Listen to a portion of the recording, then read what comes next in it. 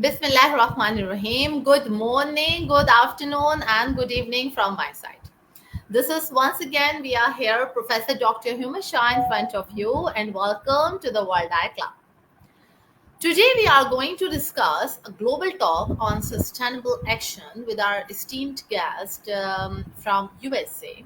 But before introducing her, let me share that what we are going to discuss today. It's all about SDG4, yeah, which is quality education, which is to how to unlock your potential transforming lives. Yes. In today's program and show, in the upcoming 20 minutes, you are going to learn that the quality education is the basic fundamental human rights. Yes. And a key driver of sustainable development. SDG 4 basically aims to ensure inclusive, equitable, and quality education for all. Again, I repeat, for all. Promoting the lifelong learning opportunities, not that specific typical education. And in my perspective, that by achieving SDG 4, we can enhance economic growth and productivity. We can reduce the poverty and inequality. We can foster the innovation, creativity, and critical thinking as well as we can empower the individuals, communities, and societies as well. So, ladies and gentlemen, our esteemed guests, and you all, listeners and followers, welcome to our discussion on SDG 4, which is quality education. Today, we will explore the transformative power of education in shaping our world. And it's our pleasure to welcome our esteemed guest from USA, a very renowned expert in education. And she will definitely share her valuable insights of ensuring inclusive, again I repeat, equitable and quality education for all. So let's embark on this meaningful conversation, exploring the innovative approach, challenges, and opportunities that we can achieve through maintaining our SDG force. But before let her in front of you, let me introduce that her name is Martie Smith, and international award winning and best selling author, is a resilience ambassador as well. So this is quite of an interesting thing you are getting in a relation of books, sailings, author, and education. Isn't it interesting? Yes. So, her dedicated empowerment to others, and through her books, speeches, workshops, she helps individuals turn pain into power and dreams into reality. That's itself a very powerful show. That she has that sort of strength to convert the pain into the power. This is called the actual transformation. Her works, Creative Cause Warriors, 100 Voices of Women, and Expertise in Frontiers. Oh wow, I'm getting so impressed by reading all her stuff. And I can't wait anymore because it's quite difficult to me to put her aside in back of the camera. So please, without wasting a single time, please welcome. A warm welcome to you, Martin. A warm welcome to you. Thank you, Dr. Shaw. It's always an honor and a pleasure to share my my tips, my golden nuggets that I've derived for the last 60. I'll be turning 66 in June. So for 66 years, I say that I've gained a whole lot of knowledge I was not aware of in my earlier years. And now my mission, my legacy is to share that with everyone. And so my topic today is resilience rebooted, and it's kind of reinventing education for future that fights back, for a future that fights back. Now imagine any kid going to school and they got their plate loaded with hardship, with adversity, with everything that weighs you down in school, plus doing the work and everything else. So her mom is sick, the father is gone. So now this kid is couch surfing, but there's still dreams in there. And they don't know how to address all this. So we've taught her how to write the 5 paragraph sentence. Just a 5 sentence paragraph. We've taught her how to navigate law, but we haven't taught her how to navigate through loss and grief. Okay, that's important. And we've prepared her for tests, but not for life.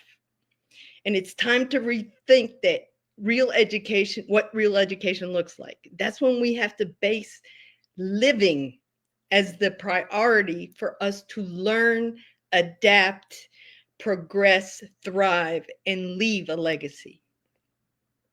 So and I'll start. That's fantabulous. That's fantabulous. And the titles of the books and the description about you is it's really empowering others. But ma'am, I would like to know something more briefly because we want to take an action. To be very honest, we are the person in the era in which we are living in are most likely to discuss most likely to discuss, not to take an action or towards go towards implementation. So I would like to know the brief description on quality education from your side, that how we can change the world through education. So Well, the stage is yours completely.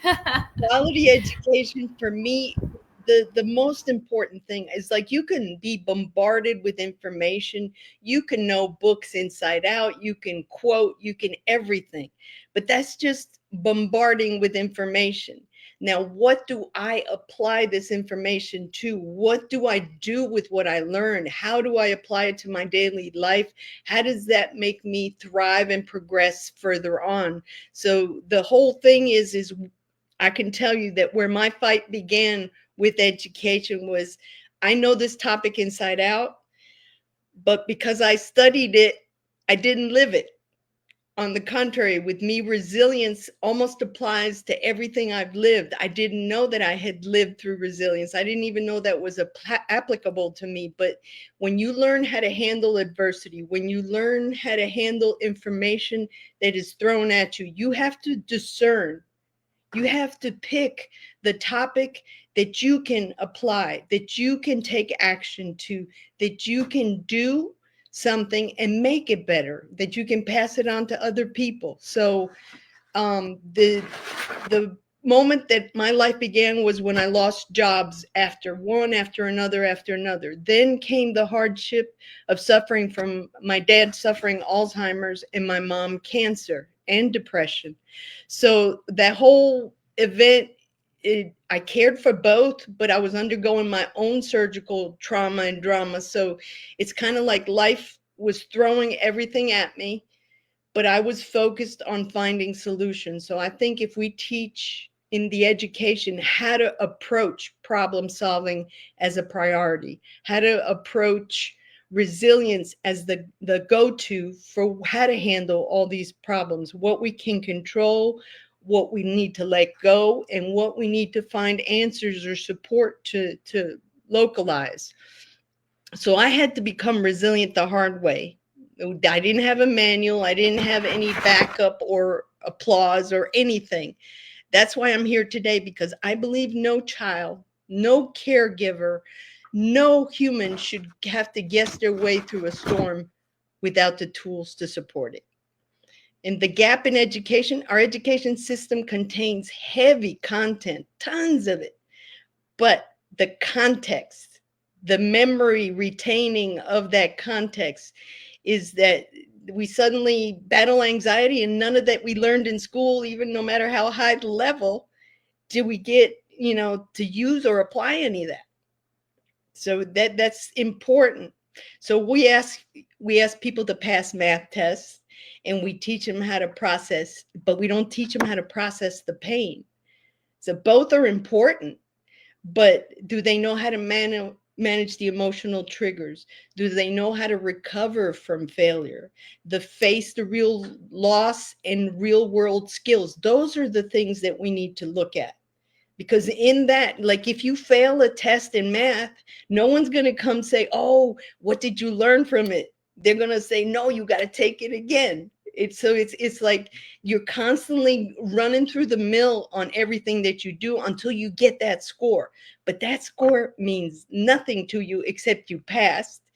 But how does that affect your life? How does that enhance you thriving and living in a culture that's full of adversity, that's full of problems?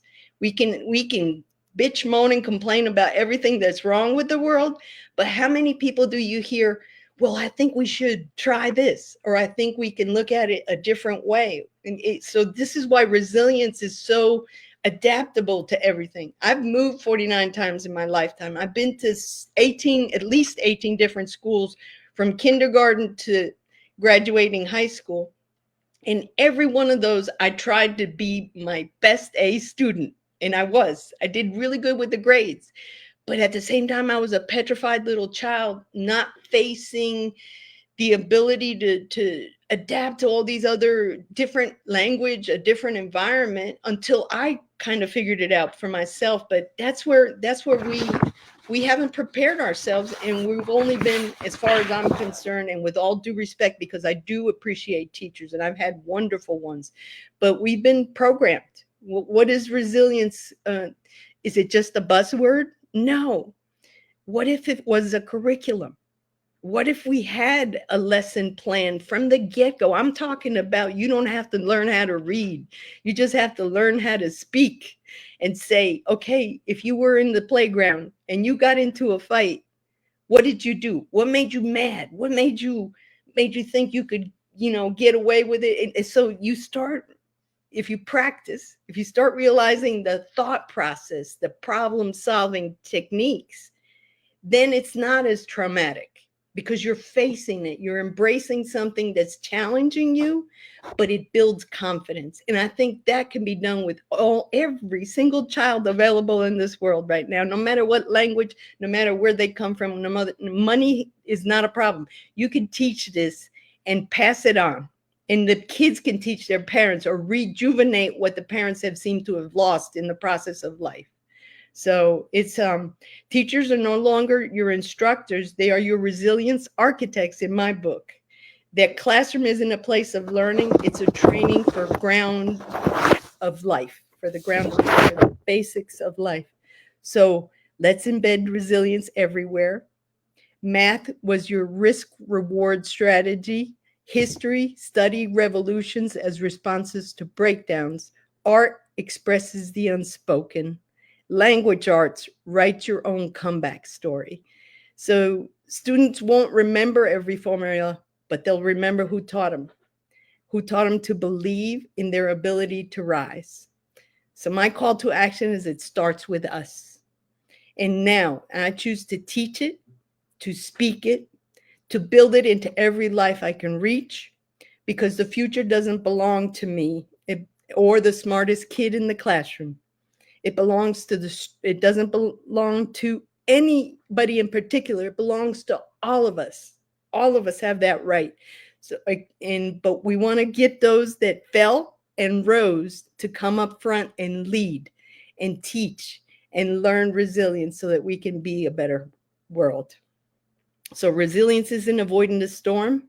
It's about learning to dance in the rain and rebuild your shelter first. Thank you. Thank you so much. And I think that's really meaningful to understand. But I would like to share and ask a couple of things in this regard. Like when we talk about curriculum and when we talk about education and a specific typical curriculum which has been normally followed in our schooling system, Mhm. so it's quite different when we talk about continents. Like every continent has their own and different style of curriculum. Like what is following in USA is completely different. What is following in Pakistan or India or in Bangladesh, like in Asia and in other continents as well. So my question is to you that how can we measure and improve the quality of education beyond just access to the school, number one.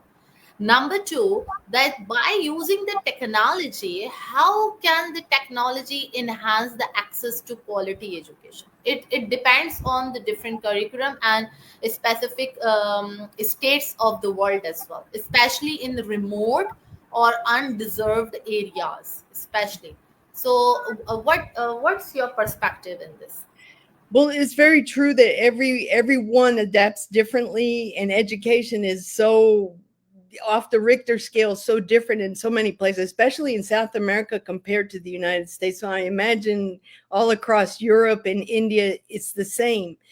But one thing I can say that is the common denominator for all is that everyone wants to learn, everyone wants to be heard, and everybody wants to express themselves. So in that, it could be the very course of learning to deal with life, or learning to express your story, because each and every one of us has a story, even from the get-go, from the little kid growing to kindergarten. So to me, it's important that we access that story in each and every one of us, and find the purpose in each individual, so that can live their passion, they can live their mission, and leave a legacy. So it's kind of addressing it with the community, addressing it with the parents, and then applying it to the different educational levels. But I think it's important no matter what. Yeah, I do believe in this as well. So, ma'am, could you please tell me more about that? What are the specific strategies can be implemented to promote the lifelong learning opportunities, and especially when we talk about skills development, intelligence, emotional intelligence, physical intelligence, mental intelligence, social intelligence? So what strategies can be implemented to promote lifelong learning opportunities? And this is where I think if we teach tips, like skills on a daily basis, of how to look at your day with gratitude in the morning, and say, okay, I'm grateful I'm alive. I'm grateful I could see, I could talk, I can walk, I can. Okay, so you're already adding to the plus side of life. Okay, if a kid faces a day that way, or a child, or anyone being educated faces the way with that frame of mindset, they're going to find opportunities, they're going to find solutions to the problem. So I think in me discovering that practice, I've learned to deal with adversity a whole lot, especially just recently in emergency room. The old Marty from before would have been screaming memes, oh my gosh, well, I'm going to die. And now it's like, okay, this is part of the process. I learned to be brave, I learned to be confident, and I need to learn and trust in my faith. So it's kind of like learning to adapt to all the different situations. But I think it's very basic, and I think everyone needs it, no matter how far they get along in the educational level. Yeah, I think that that's really suit the idea. One more thing, that do you really think that quality education, like we are specifically promoting and highlighting SDGs right now, no? So SDG 4 highlighting quality education and what we are talking about. So some of the educators and trainees as well thinks, mostly I'm talking on behalf of the dozens of people who are working in the worldwide as well. What do you think that the quality education, when we teach, when we study as well, so it's crucial for the independent age groups, or we should start providing quality education from the early childhood? Because many of the educators think that when we talk about toddlers, like from 0 to 4 years, or like the small children, you can say Yes. the kids, they are very much interested to do with the project based learning, not according to the quality education learning. So can't we merge these two things together to build up with in insights our students and kids soul to doing the same thing from their early stages of life. I think like I said, as soon as you're aware, you're gonna face adversity. Mom didn't feed me, whatever, you just, as little kids, you either respond with fear, you respond with doubt, or you go to mom. But the thing is what if mom is not there? We have to have that formula that that we can rely on no matter where we are, and that formula to me is the resilience. So as far as I'm concerned, the younger you teach them, the more they'll understand as they grow older and evolve into, and still educate them with all the necessary topics, but they will find their passion and their purpose, knowing their resilience, knowing what bothers them, knowing what they're not good at. And that's how you find, your passion, when you discover the results you've made, but you use those adverse points as a lesson for a life plan. Exactly. I concur on this, but there is a lack of education. Yeah, there is a lack of quality education. Definitely, there is a huge lack. So, what do you think that what role does teacher training and support play in addressing the lack of quality education? And this I think there's a lot of pressure on the teachers to educate the children Yeah. 100%. But this is where, as a parent, as an adult taking care of other children, I don't have my own children, but I definitely make it a point that if I'm in front of children, I'm going to watch and mind my manners and everything else. Why? Because the slightest little slip up as an adult, a better knowing adult, will teach that child that it's okay and it's not okay. But if the parents are on top of the education system, if the parents are chipping in to learn about resilience, so I think it's community that has to be behind the education, as well as the parents and everyone surrounding, to get it to lock in to be better for everyone. Yeah, exactly. I think that these are the most important points that we have put it together and start doing implementation so that this will only the way to achieve our goal. I repeat again that only discussion is not well enough. We need to move forward towards the next step, which is to take an action, to start an implementation. Start from your school, start from your home. Your home is itself a big school for your children, for yourself as well. It's not compulsory, it's not mandatory that teaching and studying lifestyle is only for the children's. No, like me, I'm still studying. I hope that you are still learning something, na? Because every person is learning, every individual is learning day by day. Day by day, we are experiencing the different phases of our life. That's it. So I think, yeah, exactly. So So I can definitely vouch for we're still learning. In fact, I think I've learned more now in after the bachelor's in science degree, after medical school, after all the things I've done. Now I'm really learning key points of what it is that makes my life better, what it is that makes me get in the grind of frustration, and what it is that I need to let go. And when you do that, you have clarity, you get more imagination, you get more creativity, you get more positivity. And thanks be to all of that, I've decided to write this year. I started developing the children's books, and there's 3 series, but they start with the 4 to 10-year-olds, and then it goes to the teenagers, and then it goes to the children that are special, that aren't the used to the daily grind of going to school and passing the grade. These kids are super talented, but they haven't been addressed properly because they have autism or they have other disqualifying abilities to be in the classroom with the rest of the people just being bombarded with information. So we need to be very selective on how we teach these kids. Otherwise, they get lost in the shuffle of life, and it's not fair because they are the most brilliant. They're the ones that teach us the most. So when the kids develop that confidence, they're going to be teaching others as well. So that's what we need to pump out of them. that the very talents and treasures that the kids still have fresh in their head without letting life bog them down and not do anything.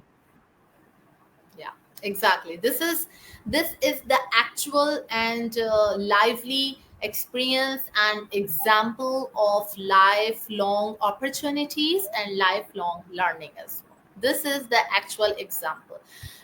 Don't be pressurized, don't be burdenized on your shoulders, especially students as well. The most important and the basic exams are those that what you are growing inside your soul, what your mind is growing, how your heart is growing, how your body language is growing, how your personality is growing. This is all matters. I know the science also matter, mathematics, sociology, ecology, economic, every subject has its own worth, but quality education is about you.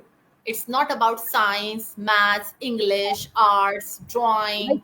Life, uh, it's about you. Exactly what the Marty has said, that it's about life, it's about you. You have to build your own self. You have to take an action by your own self. This is a true example that what the guest we have today, she is a true example of quality education, that how she confidently saying continuously that I am learning at this stage as well. So if she can, so why you can't? Okay, so thank you, thank you so much for your insightful presentation and discussion on SDG4 quality education. I thank you. must say that your expertise and passion have shed light on the importance of inclusive and equitable education. To you, I am highly grateful for your insights and perspective, what you have put and addressed in front of over here. And your contribution has enriched our understanding of SDG4 more with more creativity and clarification. And to all of you, especially all the participants who are watching us right now, and most probably who will watch the recording, which is a very common thing in Facebook. Due to the different time zones, I can understand definitely. So, thank you for engaging in this meaningful conversation. Let's continue to advocate for quality education and work towards a brighter future. And the discussion does not end here. Let's stay connected, share the knowledge, strive for the world where everyone has access to quality education. Amen. Okay? Amen. Thank you, Dr. Shaw, for having me here. And thank you everyone that listens. And please take a little drop of gold out of this talk, and remember, it starts with you. It starts with you. It's not Yeah. who your teachers are or anything. It starts with you. And how do you look for more out of everything that you approach? Thank you. Thank you so very much from the bottom of my heart, Marty Smith. And I'm highly looking forward, and we all are highly looking forward to have a great discussion with you very soon again. Thank you. Thank you. Lots of love to you and all of you. Take care. Until then, bye. God bless. Bye bye.